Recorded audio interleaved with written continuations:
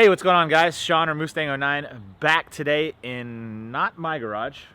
We're at Joey's house, and we are with his it's 19, right? Yep. I always mess it up. 2019 Toyota Tacoma, and man, you guys haven't seen it in a while, but this is it. He got the new 1552s on there, looking really, really fly.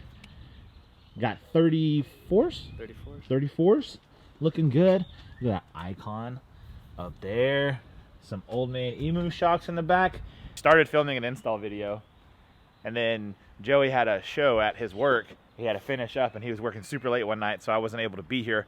So I don't know if you guys want to see half of the install or not, but yeah, I've got a lot of footage, lost footage for this truck. But today we're doing another install. As you guys can tell, the hood is popped. Joey, what did you pick up?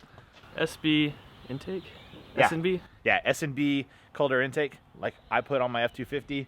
He's gonna throw one on his Toyota. So we have that on the other side of the truck. We're official today. We brought the tripod out. So this is it, guys. This is Joey's S&B cold air intake that's gonna go on his truck. This box is massive, man. I feel like his filter and box are bigger than the one on my truck. But you can see Joey opted for the dry filter. It's all personal preference, what you want. It's easier for him to clean this. Like on mine, the oiled, it's got to like sit up overnight. It's got to be 24 hours to make sure it's dry, and you got to oil it. A lot of work. And so what I've done in the past is I've just gone and bought a replacement filter. That way I have two, so I can clean one and have it clean on the side while one's getting dirty, and then I'll just swap it over. You know the story. So we're gonna install this thing. Joey's gonna be doing most of the install. I'm gonna be here filming, helping him out. But yeah, this stuff is super straightforward, and we'll just jump right into it. As the story goes, and you guys know, if you want this part, link in the description. It is an Amazon link. It helps us out, keep modding our trucks. So thank you guys so much for using those links. We really appreciate it. Do yourself a favor, and if you have a lifted truck, get one of these benches. Yeah. They're $44 over at Home Depot, or use your boy's link. Huge back saver. Yeah, you guys have seen me use this to wash my truck, install parts multiple times. Now that Joey's got a big boy truck, the lift and tires, he needed himself a step. So these things come in clutch. Pop off the cover. Take this bad guy off. The MAF plug? Yeah. Easy trick, push in first and then pull back. Crazy how that works, wow. Isn't it? Crazy how that works. Undo these two guys. How many miles do you have right now? I'm at 16.3 or 16.4. 16.4. Okay, so we got... Yeah, that comes up. 10mm. I just want to see what this filter looks like. Well, I should have the service. They'll be doing it every... Oh, it looks new, or it still looks new. Because I have the Toyota Care. But they already swapped it out? Every 5,000 miles, they give me a new one. Oh, what? Yeah. Dang, that's a good deal. That's crazy. So I'm giving it to my dad because his car is filthy. Oh, yeah, and his dad just picked up this new guy. It's a 2017 Tacoma. And if you can tell, it'll be brighten it up for you guys. Those are Joey's old wheels on his dad's truck. And then his dad brought some steps off of a Pro, right? Yes. Well, they're just TRD steps. TRD steps. Yeah. And he stuck them on here. And then, like, anything Joey upgrades to, he can pass down the other stuff to his dad, because this is more of a base model truck. Yeah, so he got all my old suspension. Oh, yeah, I forgot about that. Yeah. So he's got the tuned Bilsteins now. Yeah, so he got a little bit of a lift for free almost. A little bit, yeah. So now that Joey has the cover off, we've unplugged the MAF, and then now he's gonna pull this one off the stock air box. Just a pry tool. Gosh. There you go. Move that out of the way. So as you guys can see, this is a giant resonator. What do they call? Is that what they call it? I don't know what that's called. I don't know. It basically takes out any noise and all the funness of a filter, as well as you got this charcoal. Oh, you got another one in there. That's just charcoal. That also reduces noise. So now we're gonna take this off. What is that? 10? It's a 10mm. Right there. We also have this hose right here. You can just unclip it with your hands. Then you gotta finesse it.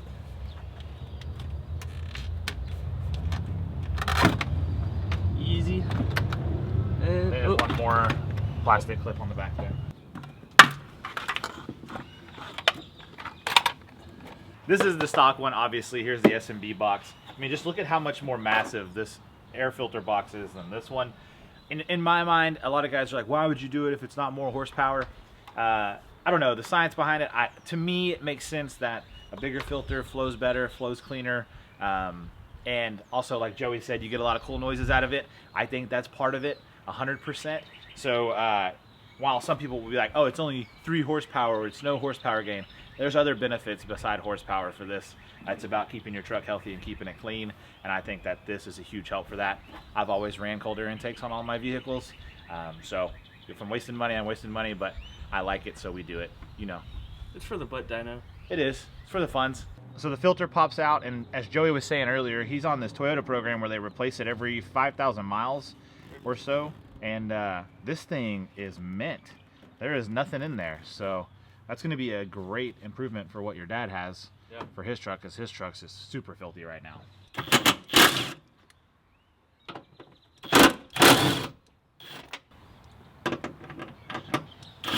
There's one more right there. Ooh.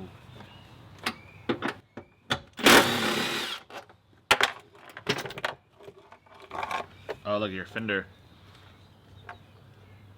Yep. Comes in through the fender. Yep. I used to have a Mustang that was like that. With the stock airbox out, you're gonna take these 3 rubber grommets out, and you're gonna reuse them on the new box. Don't be like Sean and break your tabs off. We did it the wrong way. The easiest way to do it is take the metal sleeve and get an oversized flathead and literally just push out the sleeve, and then 2 rubber pieces. Yeah, it should just pinch out, and you won't. That way you don't break anything. Yeah. Don't destroy your stock airbox. Look, there he goes. Boom, easy. Now on the new intake, you're gonna take your rubber grommets without the metal sleeve. Don't reinsert them; it'll be impossible to get them out. You're gonna put them in the 3 holes. I don't know if you guys can. Go there this you way. go. Yeah. So, just shove them in there. Super easy. Before you put the intake in the engine bay, you're gonna want to remove your MAF airflow sensor or MAF sensor.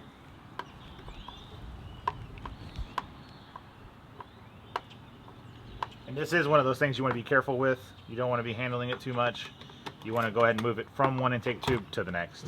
And guys, a lot of times these things are oriented to where they can only go in one way because it reads the airflow. So if you have it in backwards, it would totally trip out the computer. So they make it to where typically you can only put them in one direction. We have the MAF installed now. Next is to get this thing out of here. Just kidding, Joey, I won't throw it. We're going to assemble the box with everything that's going to go under the hood. That way you're not reaching over your fender or the front of your truck, scratching anything up. Assemble it out here, and then we'll put it in, and then assemble it the rest of the way once it's in the truck. We have the airbox assembled. We have the coupler for the intake tube. It goes in like that, meets with the filter. We have the block-off plate for the ram air, and then this is the coupler for the inner fender.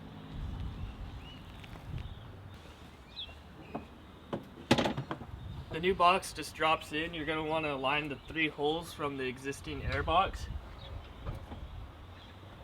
and it is set. Just going to use the factory 12mm bolts that secured the stock intake box. Once you get the box installed, you're going to want to take the coupler that goes on the throttle body and go ahead and put that on. It'll make it a lot easier to get it onto the intake tube in a second.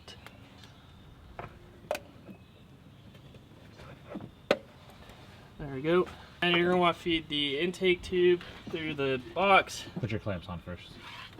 Yeah, you gotta do your clamps. Don't forget about that. Good thing I got Sean here. Go ahead and put both of them on there. Thanks. Okay, now you're gonna put the intake tube through the airbox. Get all your harness out of the way.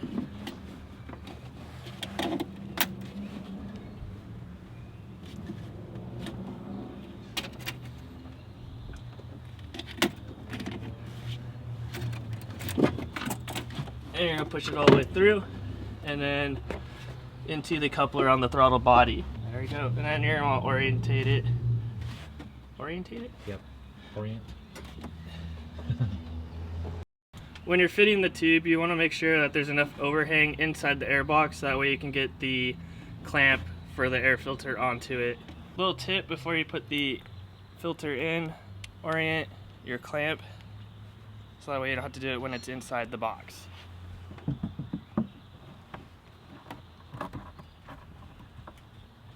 Super easy fit, goes on like a glove. Then you use an 8mm and tighten the clamp.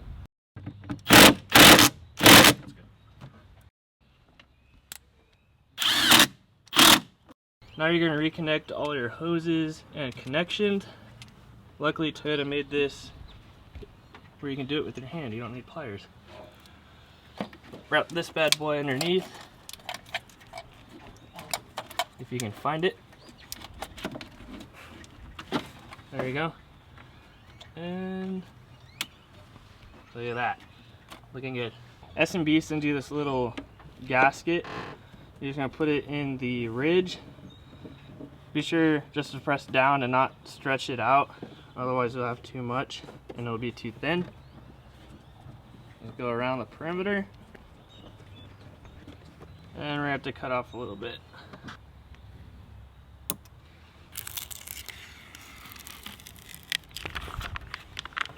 Using the supplied hardware of bolts and rubber washers, you're fastening down the plexiglass.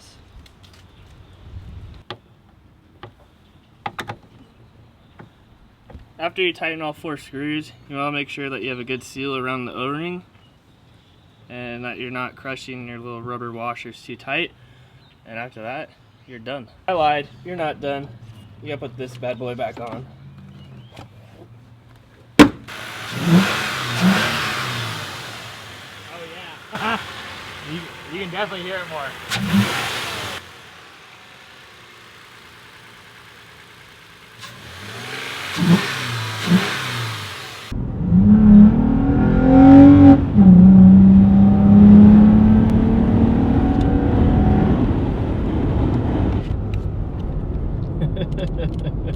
Way different than before? Way different. That is so loud. That's crazy.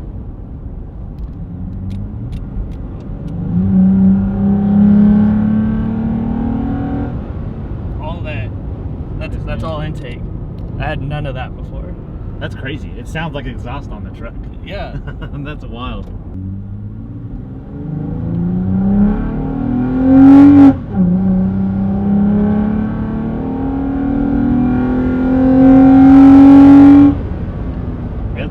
Right there around 55. Yeah. 5,500.